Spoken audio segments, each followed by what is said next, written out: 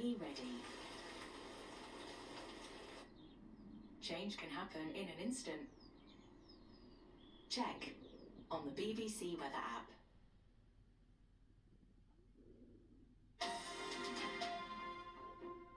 Hello, I'm Christian Fraser. You're watching The Context on BBC News. China hopes selling solar panels and electric cars to Europe and America will solve its economic challenges. But are they drifting away from their main Western markets? We have a report from the country's manufacturing hub.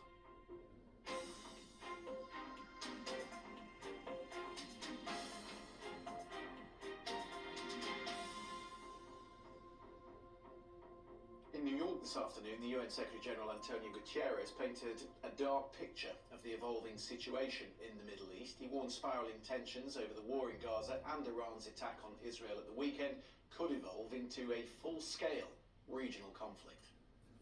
When miscalculation, when miscommunication, when mistake could lead to the unthinkable, a full-scale regional conflict that would be devastating for all involved and for the rest of the world. For Guterres, de-escalation of the situation would begin by ending the fighting in Gaza, where nearly 34,000 people have been killed, according to the Hamas-run health ministry. But that may be some way off. Qatar said today it's reassessing its role as mediator between Israel and Hamas. Its role, said the Prime Minister, was being misused by some politicians for their own goals. Against that backdrop, the G7 foreign ministers met today on the Italian island of Capri. So let's talk then about the situation in the Middle East and how it interacts with what we've already been discussing in Ukraine. Christopher Steele is with me in the studio. Do you see a link between the two, and is Vladimir Putin stoking the fire?